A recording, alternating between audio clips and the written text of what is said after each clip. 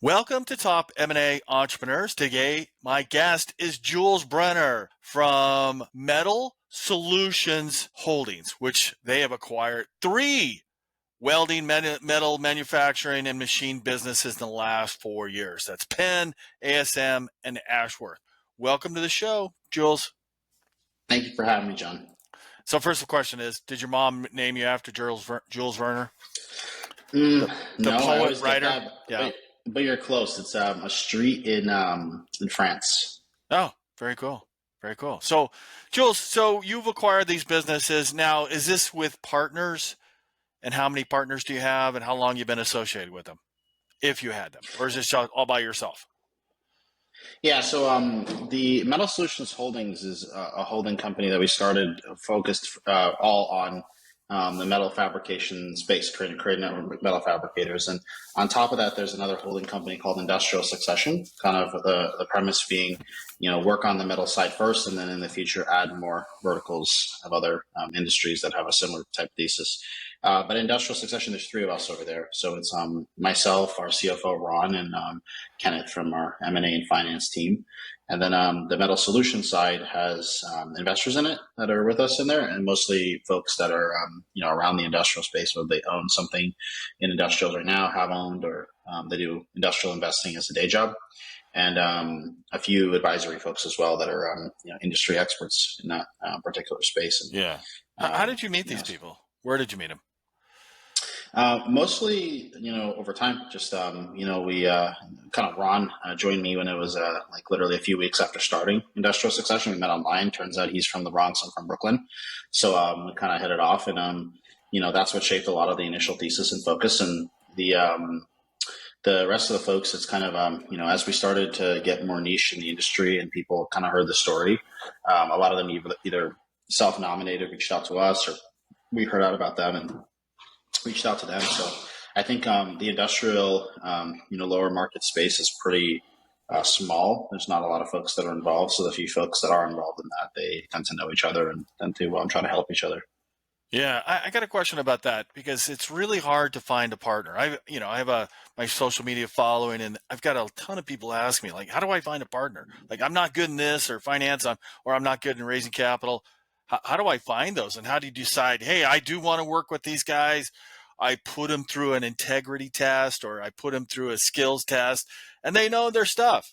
I just like all of a sudden go, what do you guys want to do? You want to make some money, buy some companies, or do you want to make some money, or how do you connect and make a like really strong lifelong connection with these guys to buy companies and have money floating in front of you and realize, like, I trust this guy? Yeah, I think a lot of it is like the industrial space. I mean, I think a lot of the folks that are in it are here for some portion of just passion, fundamentally. We have folks involved that love the mission of like taking a state like California, where we have our operations in, and it's the largest industrial state in the country, largest manufacturing state. So there's a lot of people that feel very passionate about keeping manufacturing in this country, and thereby in California for that reason too. So I think a lot of folks resonate with the mission based on that. And then, a lot of it is also like just get the word out there, right? I mean, the more things you do like this, like podcasts, I think you find different folks that hear the message and reach out. We definitely had a few folks that have been introduced to us from something like this. So I think that's typically what drives it. And,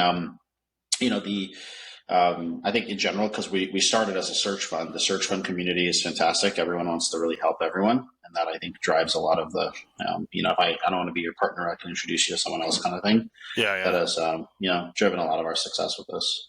Yeah. So when you started looking at deals a couple of years ago, how long did it take you to refine your buy box? Like, this is exactly what we're going to do. It's easy to say, hey, we're going to do a SMB in the metal fab space, 1 to 5 million top line, 10 to 15, 20% EBITDA. Yeah. Yeah. So when we started out, we were actually called Manufacturing Succession. So I knew that we wanted to buy a manufacturing business. I worked in manufacturing before. I knew that like the space in general was something that's this world of search was not going after. When I started pitching this, I pitched this to all the traditional search fund investors, and they were all like, "This doesn't, make sense. Manufacturing doesn't work with search and everything thereof." And like 4 years later, I hear a bunch of folks that have raised money for traditional search groups to buy manufacturing deals. So I think it started out kind of like just going out on a limb of like, hey, we want this kind of business, and this looked pretty broadly. And we also kind of narrowed in the geographical focus pretty quickly. I wanted something in California. I thought that that's where you can have the largest opportunity for lots of businesses out here and folks not succeeding them and searchers not buying them. So once you tighten up your proximity like that, like in search, they tell you don't tighten up geography and maybe keep then tighten up industry or vice versa, but don't do both. We did both. So when you did both, it made it longer for us to kind of refine the buy box. So it took about almost 2.25 years to buy the first deal, like literally 2.25 years. Yeah. It took a while, and like we looked at all kinds of deals, and the interesting thing is like even the deals that didn't culminate at the time, they're coming back now. So like when we're able to like talk to folks as to like what our M&A pipeline looks like, and they're like, how the hell did you guys do this after running your first business about 2 and change years now only? It's because of a lot of those 2.25 years of like setting, call it almost like M&A foundation to be able to move this quickly. So that's been the big part of it. But we looked at a lot of deals, and like there was a few industries that had similar properties that were interesting. We made offers on, but we just found ourselves in metal fab. The thing too that naturally tightened up the buy box was COVID. Right, COVID took a lot of industries and made those businesses basically unsellable. Right, where people lost their EBITDA for a year or two, and then they didn't want to sell until they had 3 more years of settling their numbers. So that's definitely what helped kind of make this a little Black swan events kind of change people's perspective about life. Yeah, they do. Yeah. So that's been a big part of it, and that's kind of what it drove us to this point. Do you remember how many LOIs you put out, offers you put out, and what that number was? I mean, a lot. We looked at, I would say, at least 100 sims, if I'm just guessing, if I look through our systems. And we've emailed like, thousands of brokers and, done all the stuff to get the word out there. It's weird. Sometimes a broker on the East Coast will represent a California-based company. So we really tried to get the message out about that stuff. But the LOIs wise, 20, if I had to just guess at it, 20. And then we had actually one deal that was really close to closing too, went under LOI. We're about to start the QB. We had funding all lined up, and that thing actually ended up dying, like right before we started QB. The 2 partners disagreed on selling at the last minute. So, and that was a on-market deal through a broker, and the guy changed off market. Yeah. It was 2 partners, and like one was been at it significantly longer than the other. So the one significantly longer than the other, wanted to sell, but the one that was in their last didn't. And they just kind of said that we don't want to do a partial sale. Either we both sell or we don't sell at all. And that's what kind of, initially they were good with it. And then just somewhere along the line, the motivation fell out. So we had a deal die, unfortunately. We found that deal about a year into searching. That was the closest we got until we culminated the first deal 2 some years later. Yeah. A million ways for a deal to die. Right up, all the way up to the altar. Yeah. That's right. Yeah. And so how did you buy this? Was it independent sponsor or search fund, or is it self-sponsored kind of, you brought in your own money, down payment, and SBA? Yeah. So we were a self-funded search. So after we tried to do a traditional and weren't able to, get the interest we needed for it, we switched to self-funded. And I self-funded everything for 2.25 years. So, it was all the expenses, the VAs, the softwares, the fees with legal and so on and so on. So I self-funded all that. And then by the time we got to the deals that we wanted to close, that's when we brought in outside investors, like typical self-funded search structure. Yeah, and you mentioned on your LinkedIn that you brought in Pursuant Capital. That's Sam Rossetti's group, isn't it? Yeah, Sam has been working with us pretty much. He started working with us probably a year after we started. I will have to say, after that first deal died, Sam was probably one of the biggest reasons why we were able to be successful so quickly. He taught us to look at deals in a different way than what we did before. I think a lot of searchers, they start out, they just want something that looks pretty, customer concentration, EBITDA margins of this, that, whatever. And the real world does not work like that in lower market. So in lower market, you have to figure out how do you get deals done. And Sam was really big at teaching us how to do that. So teaching was you our how to filter. do what? Which is like there's going to be a hair on a burrito. There's going to be risk. You have to understand and accept that risk. Is that what you're saying? Yeah, like one interesting analogy that kind of referenced that of the conversations with Sam was like, if you think about like real estate, right? Every piece of property pretty much has a value, right? It's not zero, right? If there's some value to it, and to some extent, every business can be bought, right? It can be bought. It's just for what price, what structure. You could have 100% seller finance. You could have 150% seller finance. If seller leaves you more money or something, and you fully take over a business. There's so many different ways to slice the deal in that case. And I think Sam kind of made it clear to us that we didn't need to look for this like perfect business. It would be, something that's like, okay, it's good enough. The industry is there. The bones are there. And then what's our plan to improve it? And then from there, we can figure out structure, and that would drive the deal. Yeah. And what does that structure look like? Like typically you just go, I'm going to load it up with a lot of debt with SBA, but this is kind of I'm curious is because like buying a manufacturing business with a 10 to 15% EBITDA, but if you load it up with 90% debt, that's going to eat all the cash flow. How did that work out? I mean, how did you buy that first business, cap stack wise? Yeah, I mean, you have a seller note in there. You have a good debt coverage ratio from the start. I mean, SBA is 10 years as well, right? Yeah. Which helps as well. I mean, that's how you make 90% leverage work, right? Otherwise, you couldn't make that work. But that was a big part of it. The other thing too is like when you have a certain foundation of deals, you can start doing tuck-ins, and the tuck-ins start to be like exponentially more creative towards also creating debt coverage ratio space as well, right? So you can like follow the typical private equity strategy, buy a first deal that probably don't use 90% leverage. I mean, I think we were probably at like 80, 85%, something like that. Okay. And as we started buying other deals, we actually got much cheaper deals, and when we brought them into that business, that leverage ratio dropped significantly on EBITDA. So I think that's just important. But yeah, I mean, our first deal also was a higher margin manufacturer as well, which I think is very important. What was the EBITDA margin?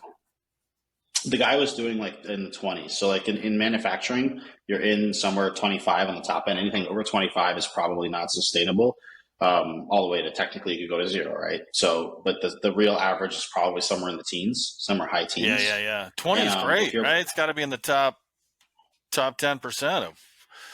Yeah. Yeah. Like that company has like an interesting niche in the sense that they focus on custom metal products targeted towards the last end of a product that they deliver into. So at the very end, the customer is a lot less concerned with like a few $1,000 of metal versus a multi-billion-dollar project. That was what, ASM or Penn? ASM. That's ASM, at ASM, yeah. right? Yeah. And he was selling because what was the reason for leaving? So there's a few interesting things kind of going on in California, and I can get into those if you'd like. But one of the biggest things is, of course, like, well, so kind of macro down, right? So let me before you explain, because I have had so many people tell me like, I'll take any business as long as it's not in California because the politics are, they're dipping into my payroll to take more from the debt they owe me, like for something. So it's kind of crazy. Tell me about that. Yeah.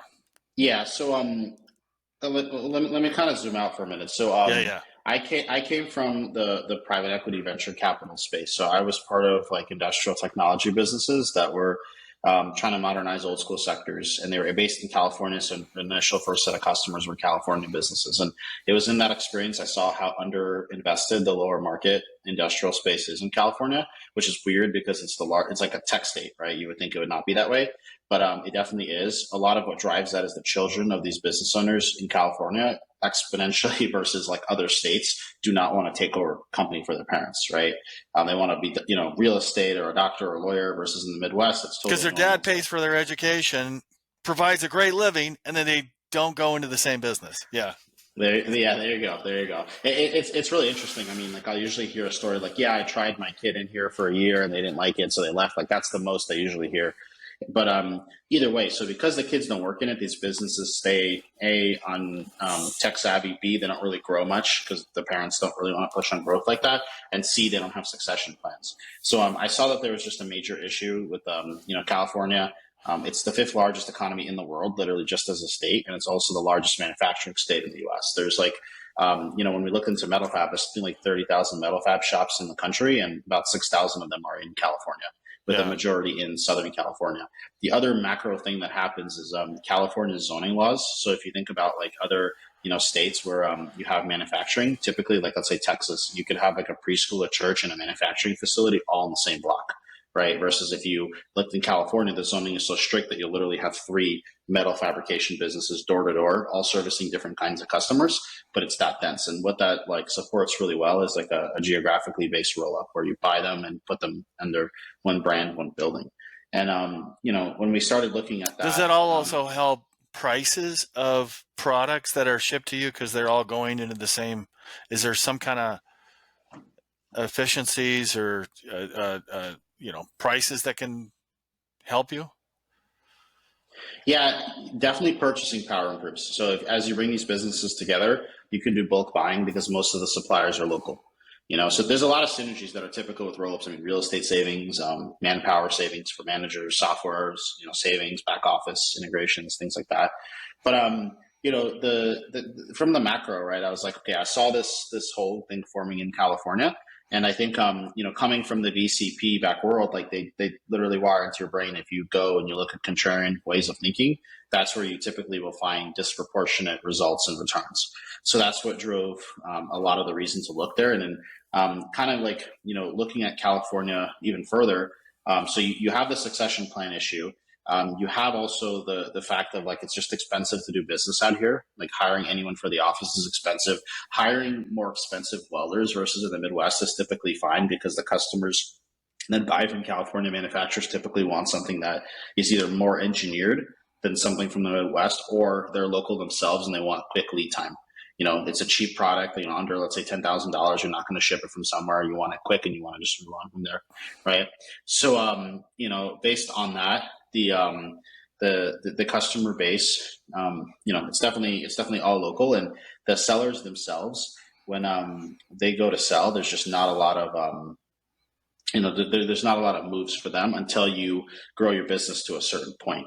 So in California, like out of the 6,000 metal fabs, there's probably a very small percentage that are over 15 million in revenue. And 15 million in revenue based on the cost of doing business is really what you need to get get your business to like some serious scale, like a 3 million of EBITDA. And so what ends up happening, because the kids are not in it, the sellers are thereby doing everything themselves in the company. They're not investing in SG&A like they should because it's expensive.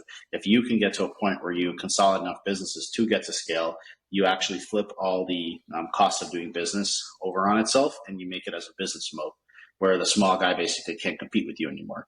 So these like few, 15 million revenue in metal shops, when they do go for sale out here, because people on the East Coast and Midwest, other maybe companies that buy metal facilities want exposure to the largest manufacturing state in the country, they'll pay the higher multiples for these businesses.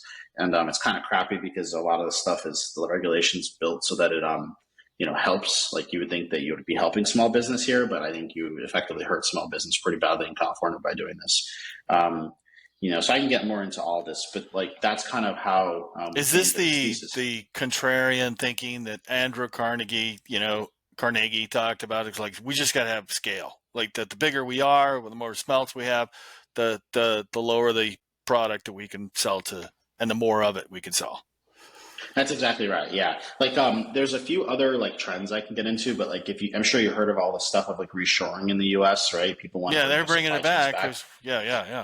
Yeah. When you bring your supply chain back, like, I mean, like we like to consider ourselves, and we're in the supply chain business, really. Or, like our customers expect us to deliver lead time and quality, right? Price is nice as well, but lead time and quality, if they're not there, then the prices, falls off, right? So, for that reason, right, we want to be able to provide as many services in house under one roof, which de-risks their supply chain. And with all the reshoring trends, it's getting more and more of a desire from customers. So the more of these like smaller facilities you can bring together, the more capabilities you share across them, the more you're going to attract larger customers with better spending power. And naturally, as you do that as well, you're going to also benefit from like what's happening in the field of mechanical engineering, which is like software is getting more advanced, designs are getting more advanced. More advanced designs require more capabilities in house, more software ourselves to like process them and do them efficiently.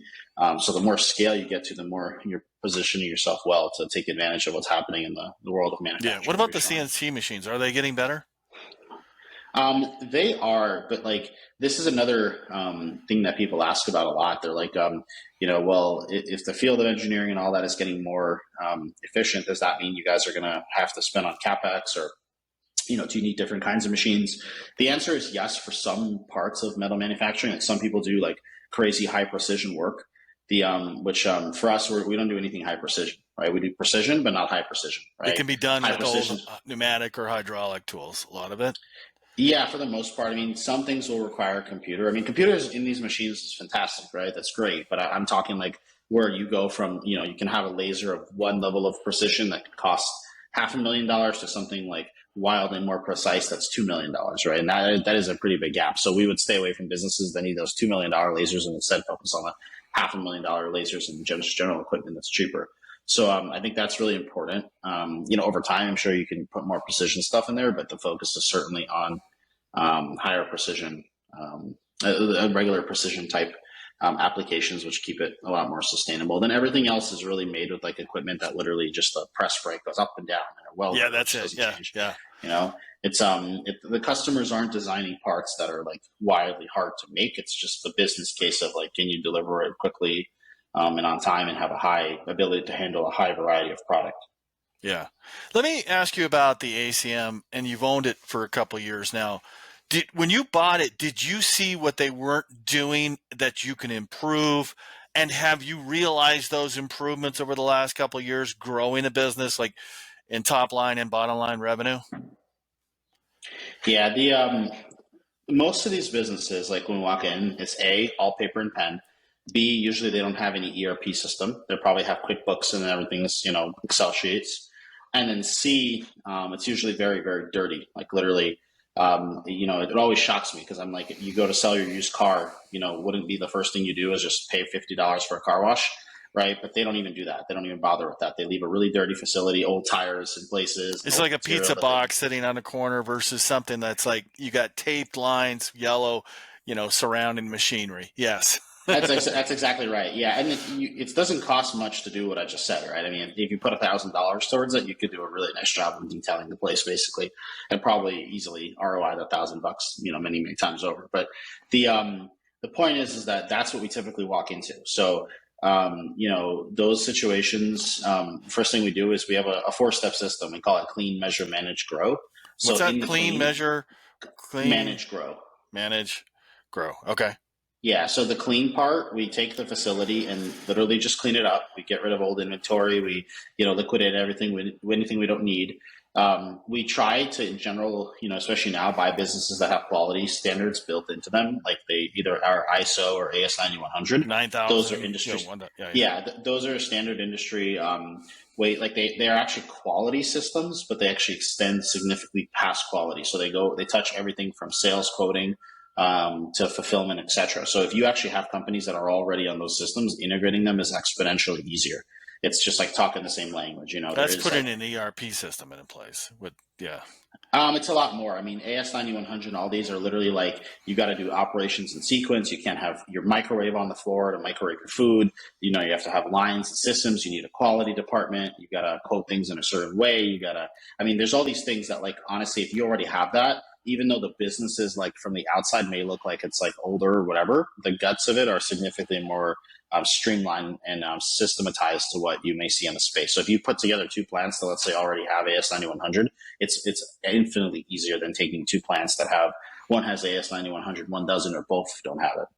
Yeah. Right. Because there's no call of rule of law past what they do internally, culturally to produce things out the door efficiently. So, that's part of what we try to do in the clean is like set all those systems up if they don't have them, but really we want to try to by businesses that already have them. And then from there, we go out and we do the measure. So we take all their paper and pen systems, Excel sheets, etc. We digitize them. So we have a guy come in, he OCRs all their files where they're searchable by keyword, shreds everything, and then we give everybody a drive and a way to look at stuff. Then we roll out a full tech stack. So we have a bunch of off-the-shelf softwares that are industry standard stuff that people use, and then we API all of them together. So it feels like from all the way from a lead all the way to a shipped product, it's one streamline workflow. Yeah, and you have that Gantt chart. How long does that take? That process? We've seen different things. So like if the business already has certifications like AS9100, rolling something out like that is pretty quick. It's just 3 months or something at the high end. But if it's like, they fundamentally don't have any quality standards and you're putting in their first piece of software, I mean, you're going to blow everybody's brains pretty fast in terms of like, wow, I actually have to, document and whatever. So that's just more of a stretch. And I think as we've been doing this more time, we've certainly like really seen the value and like maybe pay a little bit more for a company with the AS9100 because it will be infinitely easier to get those employees to understand why they should be doing all this. And like when you have also certifications in general, it's just you can get more work. That's a good lesson, isn't it? Yeah. It is, yeah. And I'd say like if someone is doing what we're doing, I tell them to like have that be the first thing. I mean, I don't think we appreciated that enough when we were buying businesses on the front end, and then had to then get the businesses certified and all the stuff that's associated with it. Yeah. So the people side, the training side of it. I mean, not the cost of doing it. The cost of doing it is pretty affordable. But either way, we roll out the software systems. We perfected a lot of the ways, like from like kind of the front end of it.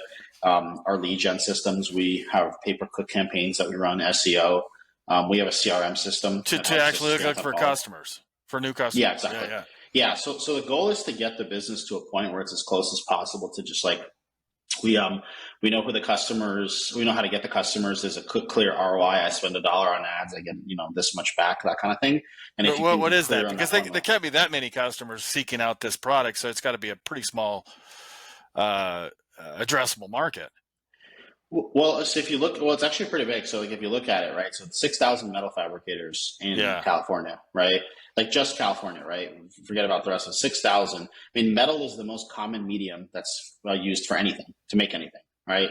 Most things are made out of metal, right? If you look at it, right? So, from there, it's in the billions, multiple billions of dollars. And we don't need a large sliver of that to be successful, right? We're not a venture capital type situation here. So we need a lot of that, but it's definitely out there. A lot of people, they use everything from, it's used in construction to enclosures for stuff to pieces for planes and so on. So there's quite a lot out there.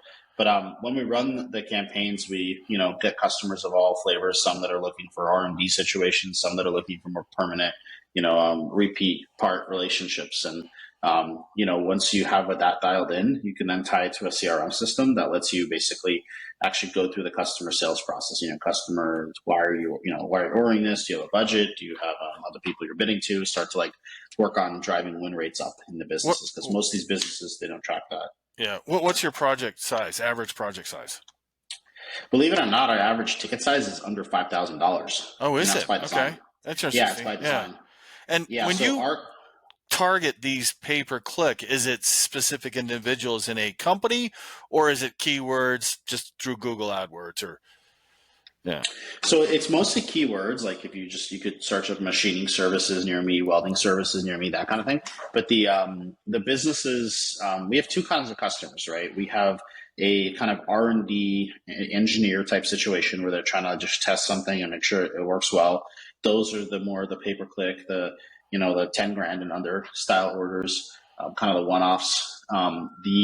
On the other end, you have someone that's buying something repeat, like a buyer in a business that maybe it's not like a contract manufacturing relationships because they themselves have a high volume mix.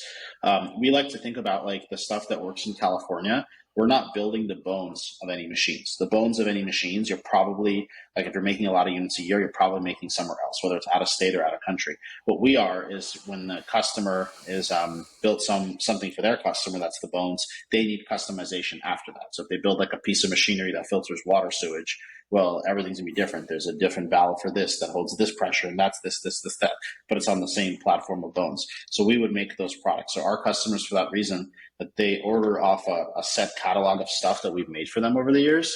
But it's it's the lower $5,000 and down order, and those are by design for A, risk reduction, but B, also to be able to drive highest gross margins, right? If you can get really good at the lower ticket sizes, you have a business mode for you staying, where you are in California, but then also having the highest gross margins as well, because they care about lead time and quality more than anything. Let me ask you about it's a project base. So how much of your business is reoccurring, non-reoccurring kind of per project deal? So what we track in a business like this is more so repeat part percentage. So I would say like repeat part percentage, and whether they have AS9100 or ISO are probably the two top things we look at now. Repeat part percentage, if you think about a business that has a 100% repeat part percentage, that means you're almost like an internet catalog, if you will, of stuff that you make, and your customer just goes off and clicks off a catalog. So those aren't really sales, right? In the traditional sense, that's just literally order taking.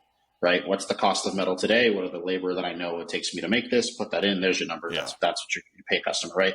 It's kind of like going to a restaurant almost. It's probably a better analogy for it, right? You order the lobster and whatever, right? So you want to get your business as close to your customer ordering off a menu as you can, right? So in this space, you're probably not going to have like recurring revenue, like in the traditional sense of like software, right? Where every month you just, it comes in. You may have businesses that are contract manufacturers that sign up a long-term agreement for something, but naturally, if you imagine someone signs a long-term agreement with you like that, they're going to be bulk buying. So if they're bulk buying, they're going to drive your gross margin down as close as to, zero as they possibly can, basically.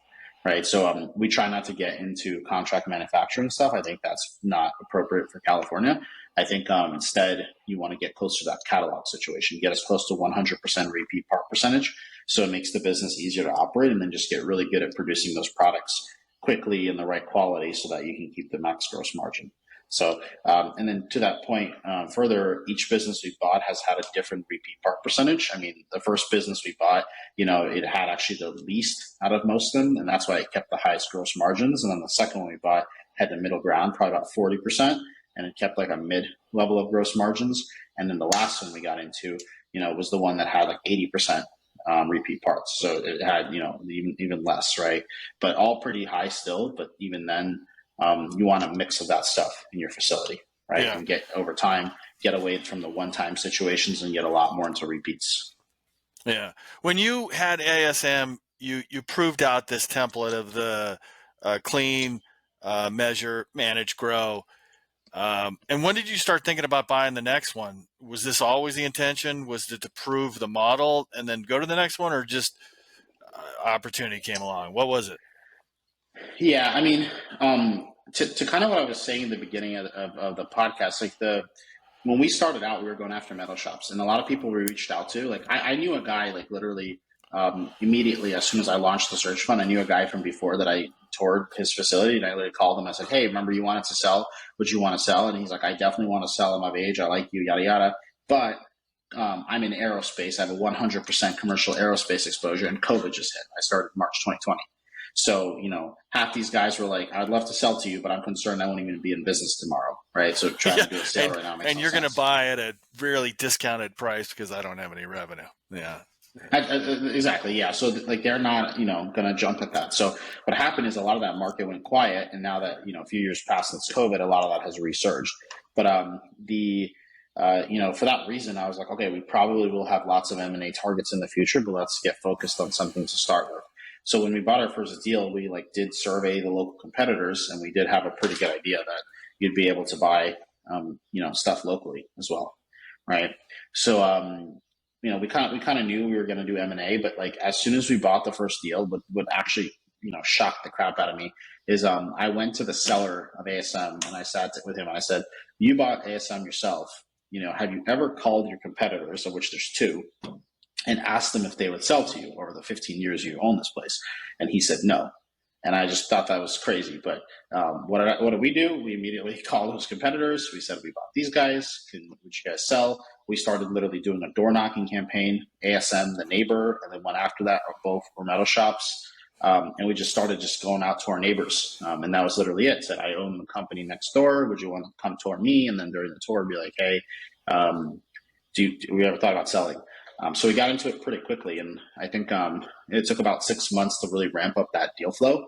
And then, probably early last year is when sellers got serious to then close by the end of last year. Yeah, let me ask you about the when you bought ASM. How did that look? Like SBA loves if you're in the same NICS code, real estate, everything like that. Was that more favorable terms to you when you bought that? Yeah, it was. So the first deal we did was an SBA. The second deal we did, that same lender just gave us like a commercial extension note. It's been more popular now that I've been seeing it. Like if you have a little bit of a deal that's a little bit too large for SBA, they'll add some more room there. And then that was kind of where it went from. So that's been the goal. From there, I think that the last deal we did, we had another group get involved, but for the most part, I think I've been hearing like SBA is now entertaining more deals in similar fashions. But that's probably an appropriate structure. We also use a lot of seller finance in deals as well. So yeah, the how much? Deal we bought. Yeah. Well, first one was 15%. Second one was 40%. And the last one, I think by the time everything was said and done, we probably paid like 2 times EBITDA. So we just paid all cash for that one. Pretty close to liquidation. Yeah. Well, your balance sheet's much better. Yeah, you can be the bank. Yeah, yeah, that's right. I mean, the seller financing in general works really well here too, because there's an interesting other phenomenon I mentioned in California. So California, a lot of sellers we deal with, they bought their own industrial buildings back in the day, 70s, 80s, whatever, when they weren't worth much. And like with the whole growth in e-commerce, the port of Long Beach out here, which is one of the busiest ports in the country, if not the busiest, all stuff from China has gone so busy that all the industrial buildings here have ballooned in value. So what we typically see is we'll see a seller that has a building that's worth 8 figures and a business that's worth 7.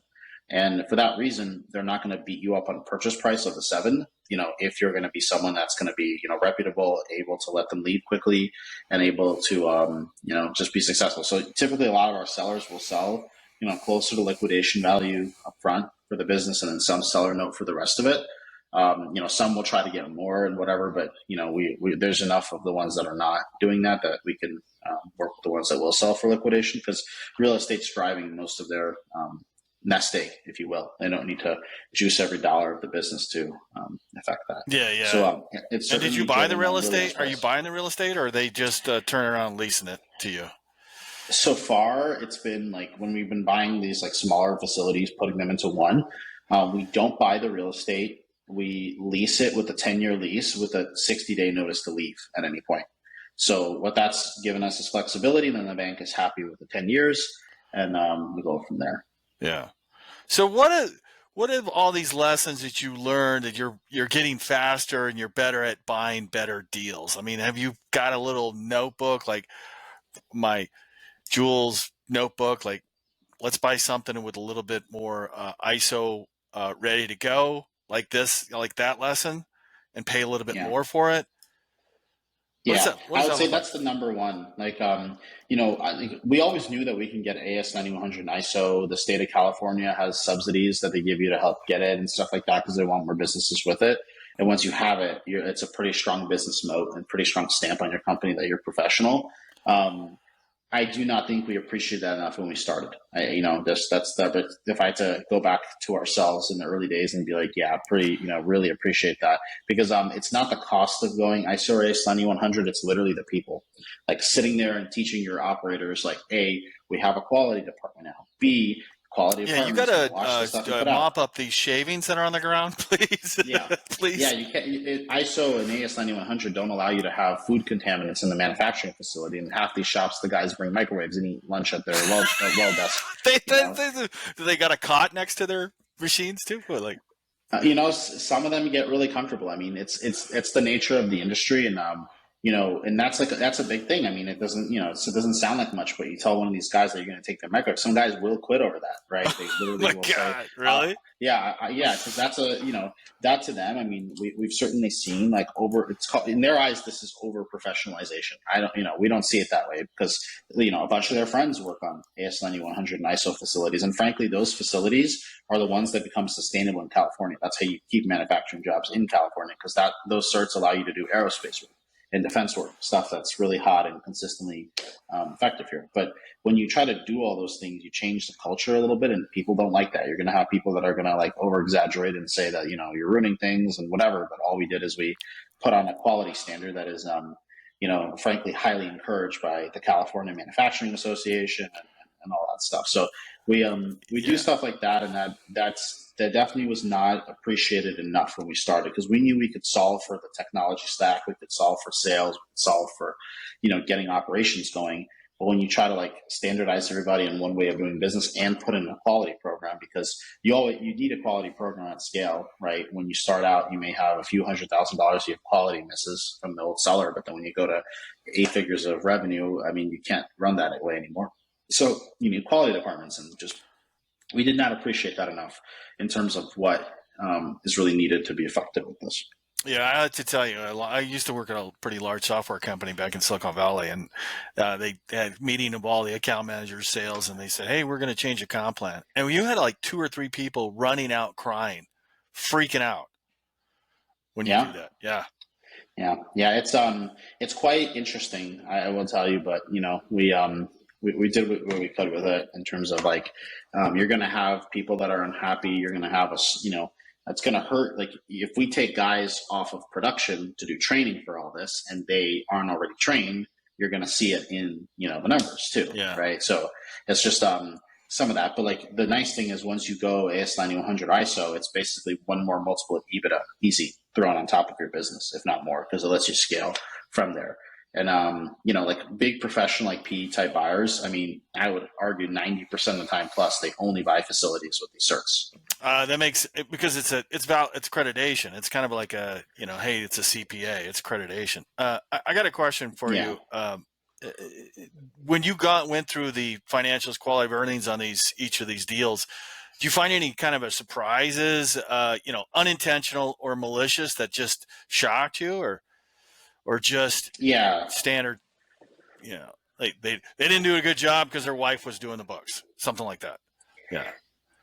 Yeah, I mean, so we had one deal that we've been working on for 2 years that unfortunately died earlier this year. When we started out, it was a business basically that was run into the ground by second generation ownership.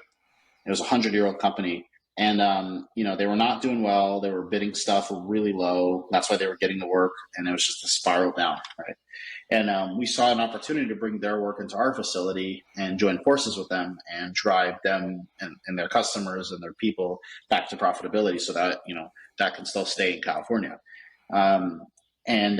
These guys, we did the QV. The QV definitely showed us that they were more project based than we thought they were. So we asked the seller if he'd be willing to stay on or have some seller note guarantee in the deal, something to give us comfort around that if he didn't want to stay on that long. And right after QV, we paid for everything. He's just like, no, I'm not going to do that. Screw you. And when we brought up our reasoning for why, he just said, I'm not going to do that. Screw you. I'm just going to shut it down, which is the risk you take when you have the dynamic that I mentioned to you, which is when the sellers own their own real estate and they have 8 figures in real estate and a 7-figure business. Yeah, they're going to make money out of this either way, right? Yeah, if they're gonna sell for close to liquidation, they'll just say, "Screw you, I'm going to sell the machines." Which, I mean, you could do that, but I would think that most people they have some sense of like responsibility to employees and customers, and just not screwing manufacturing in the state. But we certainly have some of those sellers, unfortunately. We try really hard to like preserve jobs and keep manufacturing here. We try really, really hard. We think if we continue doing what we're doing, if we sit here long enough with all the guys that are unfortunately just, retiring and shutting down their business, selling the machines, selling the building, that work's got to go somewhere. Someone's got to be here to absorb that, because California is not going to change overnight from being the largest manufacturing state in the country. And, so I think that's been the big thing. It's just been stuff like that. But we are really diligent on the front end with QVs, because our CFO, Ron, he's a former retired Deloitte partner, has been an accountant for 30, 40 years, and he's an audit committee chair at a few publicly traded boards. So these deals get reviewed extensively even before we start spending money on QAVs. Yeah. So that's helped us avoid a lot of the stuff. And so when he gives you an opinion, and does he just like say, hey, this is a risk that we can take on, or this is not a risk, we need more answers to it? What does that sound like to you? Because you're the guy going, let's do it, let's not do it. I would say that's true. That's partially true. I mean, we run as if we had like a formal board meeting every time a deal gets done, right? We never just do a deal where I'm like, we're doing this, and everyone else is like, no, and I say, screw you all, we're doing it. We never do that, right? We've had like, we looked at one. It's like when Elon, everybody goes, hey, don't buy Twitter at 44 billion. No, I'm doing it. Yeah. So it's kind of like that. I mean, we had one deal this year that's been under LOI where the three of us in ISG Industrial Succession said yes, and then we showed it to two of our investors and like no, right? So we didn't do the deal, right? So we run it that way. We don't try to like. We want people to be happy, right? We want people to invest in industrial succession for the future and other verticals, but for that reason, when we get enough people that we feel like they know about a deal telling us no, we don't do it. And that you could only really do that if deal flow is sufficient, right? Like if you desperately need to do a deal, if you're a PE fund, if you got to deploy capital, excuse me, you will put yourself in that position. But if you're, if you're not like, you don't have to do the deal, right? Or you have other deals, focus on those. I mean, right now our M&A pipeline has about 80 million in revenue of deals we could be doing. And not all of them are priced where we want them to. So we're happy to wait the sellers out and, let them go down the path of denial a little bit longer and then get to a more fair price because we have other deals that are correctly priced and, we'll be successful, right? We never want to do a deal where it's going to fail. And then the seller calls us and says, what the hell did you do? And then they never recommend us to anyone ever again. Yeah. How are you staying in contact with this deal flow? Are you doing direct mail pieces? Are you running some kind of program or trade show or what? What are you doing to keep in touch with them? Saying like taking the temperature every 3 to 6 months. Like, you ready to sell? Yeah, I mean, we put all interested sellers into our Metal Solutions Holdings newsletter, which goes out every month, right? Yeah. So they see everything that's going on. Brokers go on there, et cetera, just make it really clear about what we're trying to do from a roll-up perspective. And then we also work really hard on trying to just do door knocking. I mean, literally go, like we send a guy, door to door and say hello to people, stuff like that. And that works. I mean, some of the businesses we own, like people around town know who they are. Metal shops tend to work with other metal shops because most metal shops just have one capability that they're good at, just machining. So then they get a customer that wants sheet metal. So they'll send it over to that guy and then take a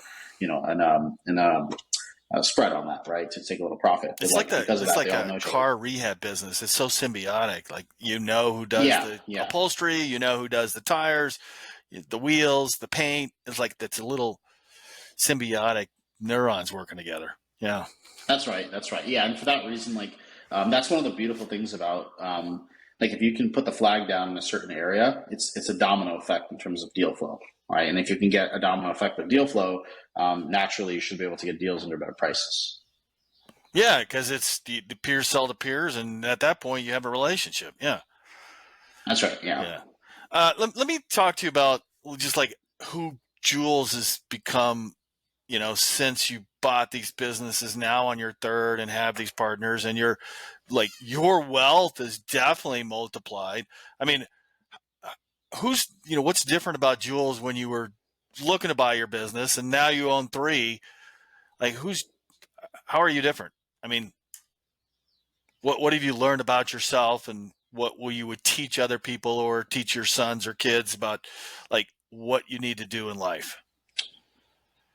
Yeah, I mean, that's a good question. I've never been asked that before. I think the responsibilities here have changed, honestly. Like, there was a good phrase, I forget where I heard it, but it was like a lot of the businesses, they're maybe started by generalists, but they're grown by specialists, right? And I think it's been a lot of that where I've definitely continued to be more general, but like more general hands off versus before when we had ASM, I was general and hands on, but it was over smaller problems, right? Like right now, if I send the wrong Slack message in the general channel, right?